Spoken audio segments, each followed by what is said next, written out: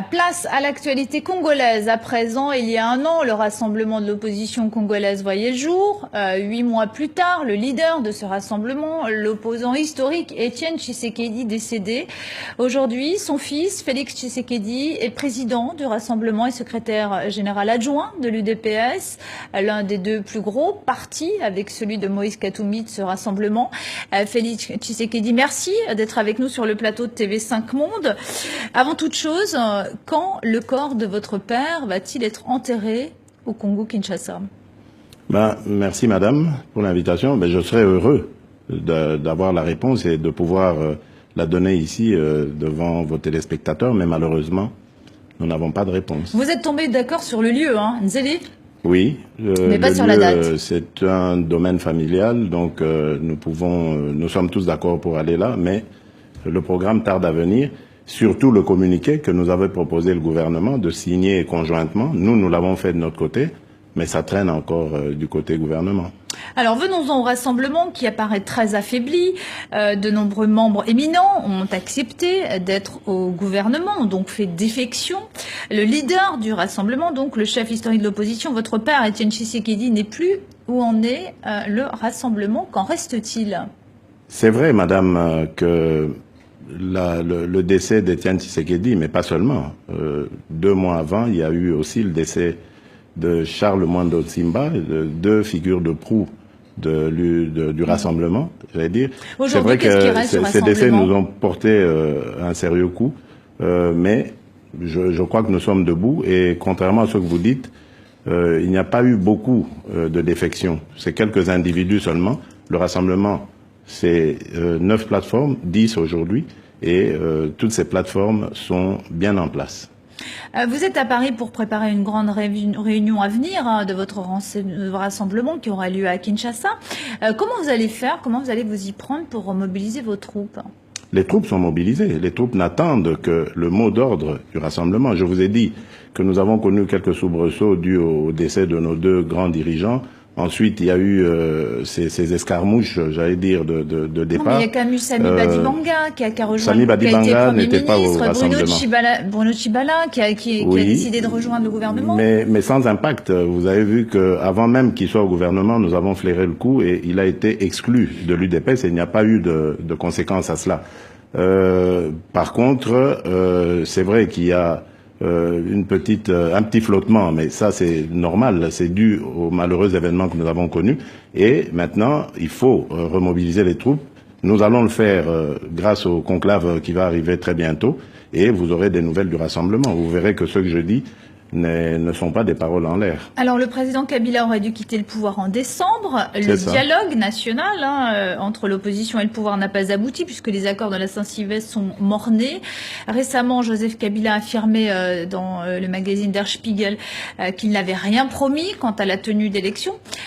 Finalement, vous avez l'impression que c'est lui le maître du jeu. C'est lui qui décide. C'est surtout lui le responsable du pourrissement de la situation. Et je crois que nous n'avons encore rien vu. Nous allons encore en voir d'autres, notamment du côté sécuritaire. Vous voyez ce qui se passe au Kasaï, qui est un début de génocide, ça il faut le dire. Et j'en appelle ici, je profite de cette tribune pour en appeler à la communauté internationale qu'elle vienne très vite à l'aide de ce peuple kassaïen qui est massacré, c'est le mot.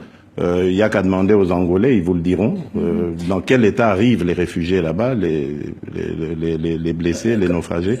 Et donc, comme Moïse Katumbi, vous pensez que les violences dans le Kasaï, elles sont le fait, elles sont agitées, elles sont provoquées par le pouvoir central? Forcément. C'est la politique de la terre brûlée qui est en train de s'appliquer là-bas. Et vous allez voir que, d'après nos informations d'ailleurs, ça va s'étendre. Après le Kasaï, c'est au Bas-Congo que ça va arriver. Vous avez vu qu'il y a eu l'évasion soi-disant, l'évasion d'ancien rebelle de l'ADF Nanou. Non, l'évasion de Nemwanda Nsemi, qui est un leader politico-religieux, une évasion aussi dans une prison originaire du Bas-Congo, très peur, et dont les milices annoncent déjà la mise à sac ou le chaos qu'ils vont mettre dans cette province, cette partie du pays. C'est une stratégie made in Joseph Kabila. Il en a 3. La première consistait à avoir le référendum. Il n'a pas eu le référendum. La seconde, c'est le chaos. Et la troisième, c'est un scénario à la Poutine, comme on dit chez nous. Et du coup, mais vous, c'est quoi votre scénario pour sortir? Parce que là, on est dans une impasse. Notre scénario, le premier, c'est d'abord de revenir au respect de l'accord du 31 décembre, l'accord de la Saint-Sylvestre, et de s'impliquer avec la communauté internationale dans le processus électoral. Parce que à celui-là, au moins, Joseph Kabila ne pourra pas y échapper. C'est avant le 31 décembre de cette année que nous devons avoir des élections. Et si nous avons les élections, il y aura une alternance, des élections crédibles, bien sûr. Il y aura une alternance et à ce moment, le Congo pourrait être sauvé. Comment vous comptez vous y prendre? Comment vous comptez faire pression pour je vous ai dit que ces accords soient je vous ai dit que nous préparons un conclave. Au bout, à la fin de ce conclave, nous allons remobiliser les troupes et nous allons partir dans des actions de pression interne. C'est-à-dire des actions, vous voulez mobiliser la rue? Ah oui, absolument. Mais nous devons compter d'abord sur notre peuple avant de compter sur l'assistance internationale. Le dialogue, il est encore possible? La négociation, c'est encore possible? Nous, de notre côté, nous pensons que le dialogue est encore possible, mais c'est le camp d'en face qui se comporte en vainqueur et qui pense que avec le décès d'Etienne Tshisekedi, il peut mettre à profit donc cette situation pour pouvoir écraser l'adversaire qui est en face, c'est-à-dire le rassemblement. Félix Tshisekedi, avec un peu de recul, est-ce que vous vous dites pas, Joseph Kabila voulait 3 noms pour nommer un Premier ministre, finalement il a choisi Bruno Tshibala. Est-ce que vous dites pas, avec un peu de recul, finalement on n'aurait peut-être pas dû s'arc-bouter, et puis on aurait peut-être dû lui donner 3 noms pour avoir quelqu'un qui soit présent?